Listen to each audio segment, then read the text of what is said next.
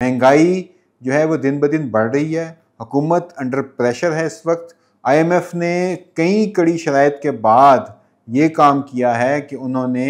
इस बात की जो है गारंटीज़ मांग ली हैं हुकूमत से कि वो अब चीज़ें महंगी करेंगे, और उनको इस वजह बिना पे स्टाफ लेवल एग्रीमेंट हुआ है, जो हमें मुस्तनद ज़राए से ये ख़बर आ रही है। उससे अब सिचुएशन मज़ीद पाकिस्तान की जो सी है वो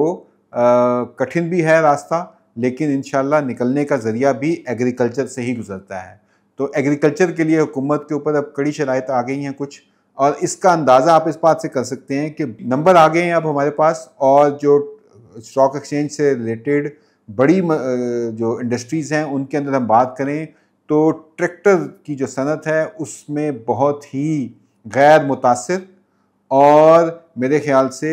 एक अलार्मिंग सिचुएशन जिसे कहते हैं ना अंग्रेज़ी में, वो इस वक्त